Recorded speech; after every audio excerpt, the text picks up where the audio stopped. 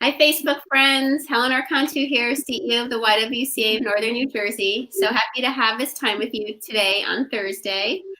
For those of you that follow YWTV, you know that we're all about engaging and educating and inspiring. You also know that Thursday is our Share the Mic Now Day, which kicked off globally back in June. And, for us, we share the mic on YWTV every Thursday with Black women in our community to amplify their voices.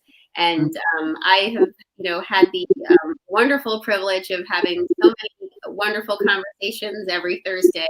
And today is no different. And today is extra special for me because, this is another wonderful woman that, has been somewhere in my orbit of my life. So I've been watching her shine for so long and so grateful to bring her to all of you.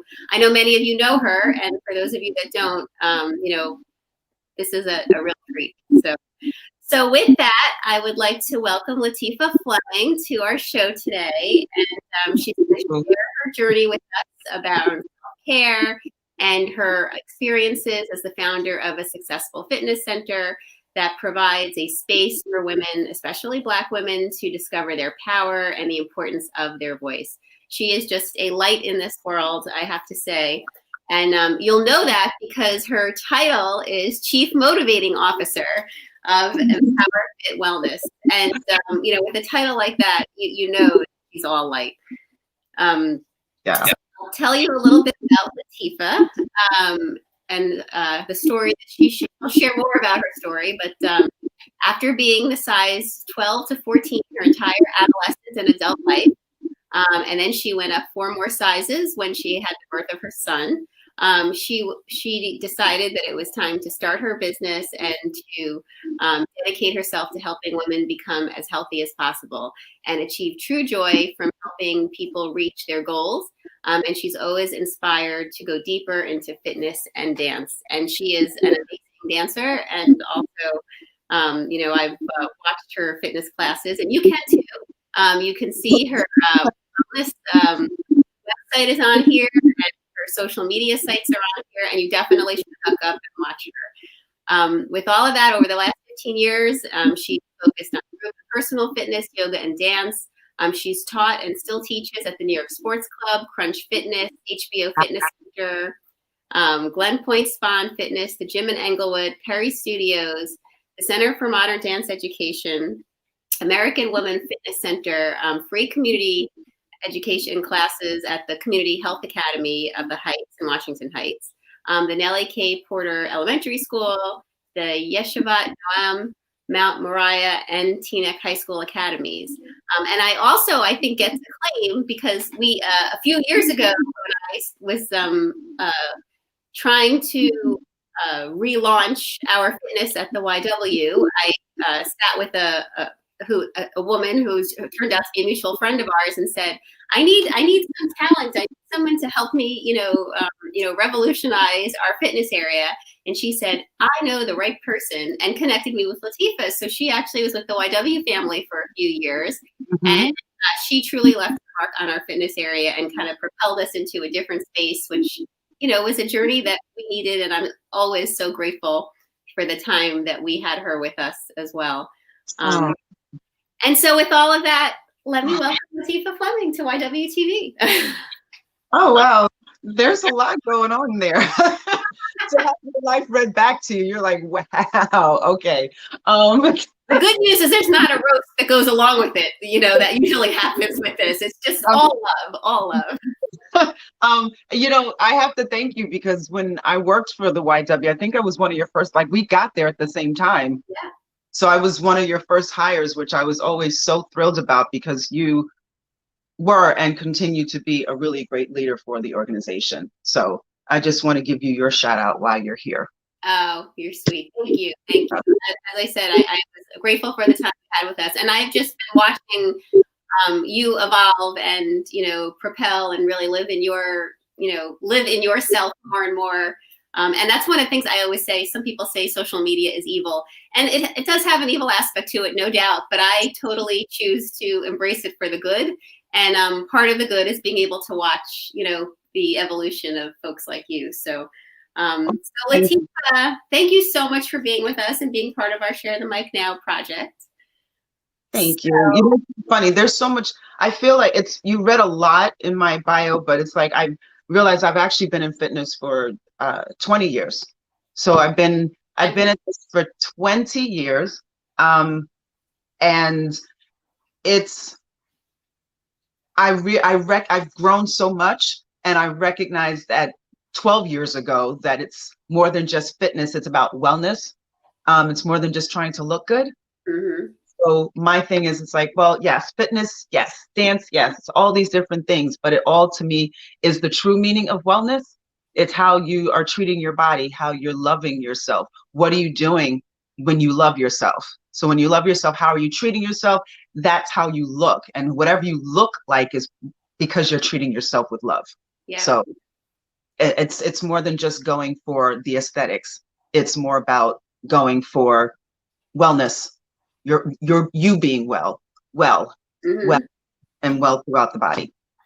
Well, and I think that comes through anytime I've ever watched, some of your, videos, and I've done them with you at times, that it really is about the inside out, Yeah, I think is definitely a perspective that is important to embrace for sure.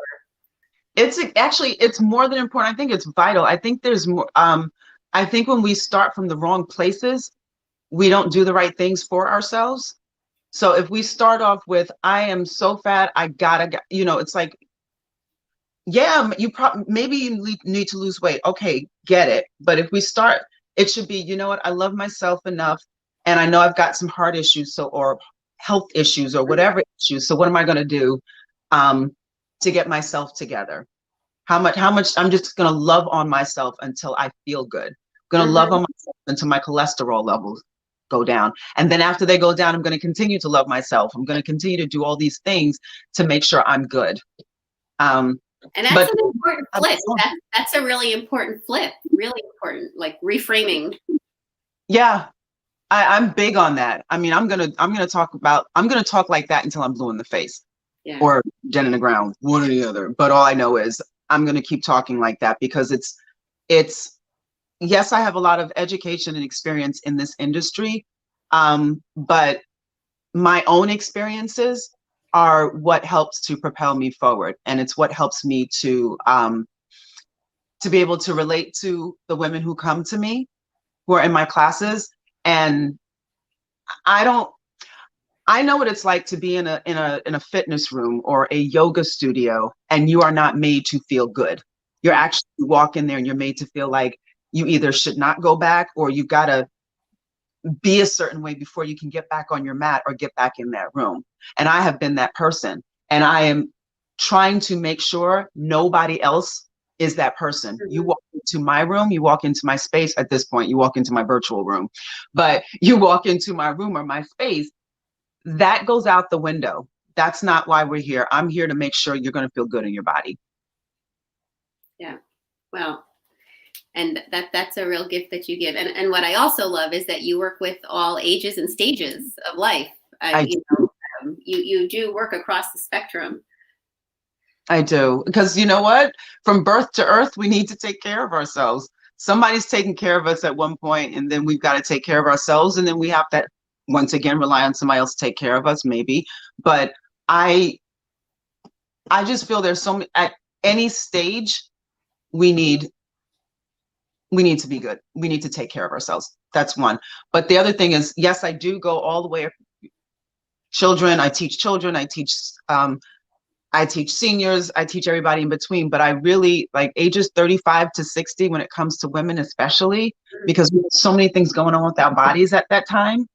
And that's the one thing that people always run into with me. It's like, oh, I used to be able to, and it's like, where did this come from? And what is this? And so I think we have to readjust our mindset, especially between that age range. So that's why those are the women that I generally target.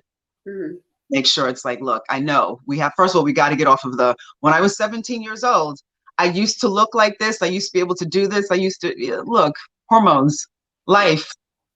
sometimes children, all these different things start to affect your body, careers that we didn't have when we were 17 years old. So it's a matter of making sure people understand what their bodies are doing. And 35 to 60, our bodies are doing all kinds of things. You and I spoke right before we got on. I'm like, it might, my summer might come up while we're talking, but you know, it's a matter of making sure you understand what your body is doing and why it's doing that. For sure. So why that's my focus. And you mentioned in my my thing that, yeah, my focus is definitely women. I definitely put a focus on Black women as well. Women are my focus, Black women especially, because for so long our bodies have not been accepted. We've loved on ourselves a lot, which is great, but we've been told our bodies are not good. Mm-hmm. Our bodies are, hell, from back in slavery, it wasn't really our bodies. Our bodies were property. So we have just this really not so great history, effed up history. I'm not, keep it clean, but we definitely have some really messed up history when it comes to our bodies. And I want to make sure our bodies are represented. And I keep saying our bodies because it's not a particular shape or size. It is the bodies that show up. And I want to make sure that those bodies are represented. Those bodies are made to feel like they belong. I gotta say those two again: represented and feel like they belong. Because too many times our bodies are told we're wrong, and we're not going to be represented because nobody wants to look like that. It's like, yeah, actually, not only do people want to look like that, people look like that, and they're quite healthy and strong and fit. Oh, sorry. That's a wonderful message, and you know, we hope, you know, with our Share the Mic now, that, you know, we have all women watching and learning. But you know, your message there right now was, you know, very pointed for Black women, you know, watching. Is there anything else you want to say to them about their mind and their body, a message directly to them right now? Well, it's interesting that you say message directly to them, because even though I may be speaking to Black women, it's for all women to hear. Because yes, Black women need to hear it, that we belong, that we are represented. But the reason why white women, Hispanic women, Asian women, what everybody else needs to hear about us too, is because sometimes other groups are responsible as well for the way our bodies are looked at. And everybody has to take responsibility. So when I say it, yes, I want Black women to know these things, but I want everybody to hear it, because everybody should hear those words, that Black women's bodies are beautiful, they belong, they deserve to be represented. There's nothing wrong with our bodies. Now, across the board, no matter what your background is, your ethnicity, anything, we can all have different issues with our health, right? So that is across the board. That's anybody. We all need to work on that together. Women need to work on that together. But no one's bodies have been demonized is such a crunchy word for this, but I don't have a better word for it, so I apologize, but have been demonized like our bodies have. And then now when it comes to the wellness space, yes, Black women, but then it's like, okay, you have queer women, you have larger bodied women, and this is across the board. So we have this thing within wellness where wellness is supposed to look a certain way, and it's never the others. It's always just this one certain way that we're supposed to look if we are well, when it actually well comes in all kinds of delicious bodies. Yeah. And you know, for the wellness industry to be so exclusive, it's disheartening. The smaller spaces, thank God, are more inclusive. I will say I've been blessed that I've been able to work in places, definitely the YWCA. I mean, it doesn't get more inclusive than being there. But I've been able to work in places where I've been able to be I've been able to be in charge of fitness and wellness divisions and stuff. And first of all, shout out to you, shout out to Liz Klingham, and shout out to Catherine Martin, because the three of you are the ones who hired me for my positions of my position of power in these in these wellness spaces. Oh, and Rita Anaker, I can't forget her, because even though she didn't hire me, she put me on the map she put me in people's orbit so I can be out there. But to be in those spaces and be able to be a representation was phenomenal, is phenomenal. But also to be in spaces where I can help control narratives of who teaches. Asian women teach, Hispanic women teach, Black women teach, Black men teach, older white men teach. All these different, like, I always was able to be part of the staff, the deciding factor in making sure that my staff look like who actually teaches. It's not just one type of person. So I'm eternally grateful that I've been able to do that. Eternally grateful that I've been able to represent on so many levels, whether it's been just teaching in the classroom or whether it's been in charge of who gets to teach in front of people and who gets to teach in the classroom. Well, as I said, I've watched and been watching, and one of the things I know, you've just gotten connected to a large wellness initiative with Lululemon. Yes. Yeah. And that's a lot what this is connected to, right? Yeah, that was interesting because when they approached me, I was like, I'm not you all. It doesn't feel like you all even want me to be here, because nothing I've ever seen represents me. Yeah. My whether it's my size, I'm not a big woman. Not going to sit here and say I'm big, but I've got thighs, I've got the backside, I've got all these different things going, and I'm like, and the hair and the skin, and I'm just like, hey, I've never felt represented by your organization, never have. And Rob Fotler, who I love him so much, but he was like, listen, we are doing 8 million things to make sure that is not what's happening. Of course, once I got in, I'm like, okay, there are some changes being made, but there are more changes being made. Mm-hmm. If I can be there to, once again, there's the word represent. If I can be there to represent, when you walk into the store, there's this Black woman with her head shaved on one side, she's got locks on the other, and she's representing yoga. Yeah. And to me, that's a very big deal. I want people to walk into the room. Obviously, you always want, little Black girls to see someone who looks like them, but I want everybody to see that I can also represent yoga and wellness. And it's not an anomaly, it's life. I don't want it to be that it's such a weird thing, or it's like ooh, look, it's like, nah, we do these things.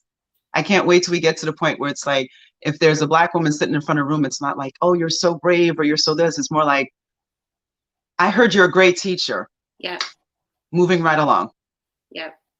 Well, yeah.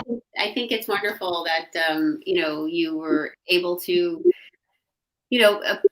challenge them, as a company, and, challenge them, and also, be part of that change, which I think, one of the things that I've always really appreciated about you is that, and it wasn't anywhere in your bio, by the way, and it should be, at least from my perspective, is that not only are you so focused on, wellness and, fitness and these other areas, but you're really a social justice activist. Yeah. And I mean, I feel that in all of your being and everything you do, and it just came out clearly, and talking about this, opportunity that came to you.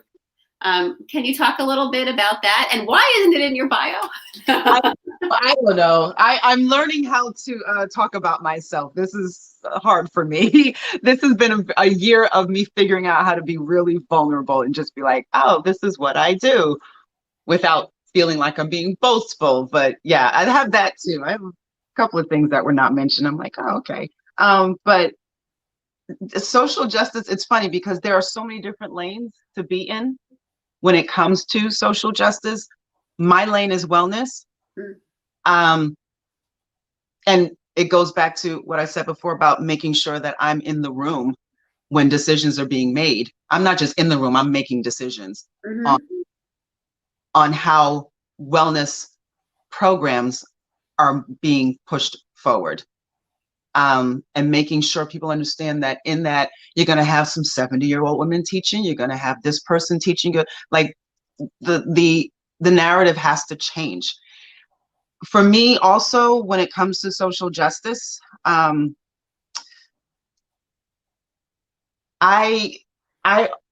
started a company. This is my logo back there. Started a company, empowerFit Wellness, as you mentioned, and my thing is, it's changing minds. You change minds, you change bodies. Also, you change minds because mindsets, because minds go out and vote. Mm-hmm. They go out and do all these different types of things that can affect you directly. So being in front of other people is not just a matter of, ooh, look at me. It's more like, if I can change these 5 people's minds and then they go out and change 5 more people, et cetera, et cetera, et cetera, then we start this tsunami of mindset change, and we start this whole thing where people start to look at us like we're human beings, which is pretty damn dope. And it's pretty messed up that, we're like, hey, human beings here, just that's all, like, at this point, which is really sad. But there's like,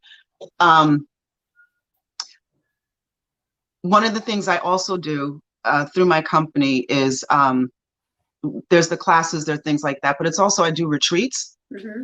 So being able to take people outside of their comfort zone is where they're going to grow. So I take them people all over the world. You go to Egypt. You go to. I mean, I've been watching those. That's a life goal to get on one of those with you. But wine country, Egypt, all these beautiful places. We've been everywhere. We have been everywhere from the Maldives to Cuba to Belize, Panama, Costa Rica. I don't want to miss any countries. Egypt, Morocco. My God, I'm gonna miss something. The Maldives, France. I feel like I might be missing something, but and then next year going to more places, Bermuda. So going to these places helps to get people out of their comfort zone and helps them to see the world differently. You change your worldview, you change yourself. I also try to make sure it's accessible, because I think everyone should have the opportunity to expand their horizons. And when you come back home, you are definitely changed and you want to do something better. My approach can be a little, I'm like the teacher who wants to teach the teachers. So instead of me going out there and doing it all, I'd rather get a bunch of people and teach them how to change the world. Mm-hmm. Teach them how to get outside of their own comfort zone. Teach them how to make a difference. And then everybody goes into their own communities and does what they have to do to make a difference. Mm-hmm. The more I do it, the more I grow. One of my teachers, I did a bunch of workshops with her, Sean Korn. She's in a room. It's like 80 of us, because she always has a billion people in her class. Obviously, this was pre-COVID. And she's saying this amazing stuff to us. And then there's this pause, and she says, I'm only telling you all this because I need to hear it too. Mm-hmm. And that stuck with me. I mean, this was like 10 years ago, and that stuck with me. And I realized that the more I do on all these different things that I do, it's because I need to hear it too. I need to continuously get out of my own comfort zone and get out of my way sometimes in order for me to do what has to be done when it comes to making change. And encouraging people to make change as well. Another thing I do under my company on Instagram, I do an Instagram Live, which I started also in June as well. Because my lane is amplifying Black voices and Black women's voices. So it's Black women and women of color, but it's mostly Black women on this platform, because I felt there's so many things to do. We can protest, we can, go out there and have legislation changed, or, work directly with different organizations. There's so many ways to go about making change, and not just any old change, like equality. Having people understand that when you're talking about issues for the Black community, don't always have to criminalize the issues. It's always one thing. It's always like criminal justice reform. Boom. It's like, yeah, we do need to work on that, most definitely. But what about the wealth gap? Mm-hmm. What about these different things that, a lot of us work? It's a surprise to some people, but a lot of us work or own businesses or do these different things.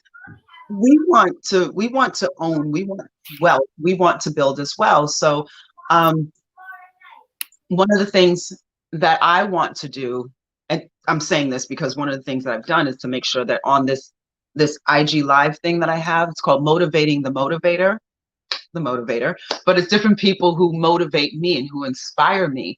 And they all have such incredible journeys and backgrounds, and they speak to the various issues that affect the Black community or joys or whatever. It's not always issues. Like we are multifaceted. We are not monolithic. There's all these things. It's like, and this is my contribution. Part of my contribution now, this is a newer one, is to amplify these voices. This is every Sunday at noon on empowerFit Chick on Instagram. But one of the best things is being able to listen to these women talk about where they are now and how they got there. And I am re-inspired every single week when I speak to them. I started off the season, I like to call it the season. So I started all off with my mother, and listening to her story and how she grew up in Gary, Indiana. And then all the various perspectives that came after that, all these other people that I interviewed and continue to interview. It's incredible. It is my contribution. My contribution is making sure that our voices are heard, unfiltered, very much unfiltered. And sometimes with a glass of wine or champagne or Prosecco, because it is Sunday and it is time for brunch. So, so this is actually, what's so funny? Tevra is coming up. You interviewed Tevra. Yeah, I had Tevra on, and I've been on her show. Yes. She's amazing. Yeah, actually, this is where. Shout out to Bergen and Color. People should be following her site and all the great work she's doing in terms of amplifying Black businesses. She is, and by the way, she is now my new soror. We just crossed over. We're both in Delta Sigma Theta Sorority Incorporated. Congratulations! I did see that. That's amazing. So very excited about that. But social justice, yes. What I do with my company, this is my contribution to propelling us forward. I will always continue to make sure I provide job opportunities. I always make sure people network. A friend of mine once said, she was like, your gift is bringing people together. It was Samarit. And she said, your gift is bringing people together. And when she first said that, I was like, what kind of BS gift is that? Like, that's not a gift. But then I realized, it's like, wait a minute, it's powerful. It is powerful. And I know that's what my thing is. And that's one of the things I will continue to contribute, making sure people get together, making sure alliances are built, and those alliances lead to empires and movements and love. I mean, they have all led to something amazing and great. Well, I have to echo your your friend's statement. I do think that you are creating alliances. You're changing people and introducing them to parts of themselves that maybe they've been out of touch with, and that's where real revolution happens, quite frankly. So yeah, not just evolution, but revolution, which is what we need. So I think it's a tremendous gift, and I'm so grateful that we have you in our community doing it. And I do encourage everyone to, I said it at the beginning, I'll say it now. Follow all of, get on the Instagram lives on Sunday, but, follow all of Latifah's sites and, check out some of her classes. It's really time for yourself, when you spend time with her. And for sure. So I encourage everyone to do that and keep being that light. Again, you always, lift me when I watch and see what you're doing. And I'm so glad that you had this time with us today. And I can tell you from all of our viewers and their comments that they're happy that they had this time with you today too. Oh, nice. I didn't get to see you got a fan base, but I know you know that. And it's for a reason, for sure. So. How nice. I just want to leave everybody with, a little quick thing. It's like, make sure you take care of yourselves. Take care of yourselves and make sure you take care of your people, like your family, your friends, the family by blood, the family by choice. Check on your folks, make sure everybody's good. I say that because I just want to dedicate this to Thomasina McAllister. She passed away yesterday. She was one of my mentors when I first got into this industry. So powerful Black woman, and let me know that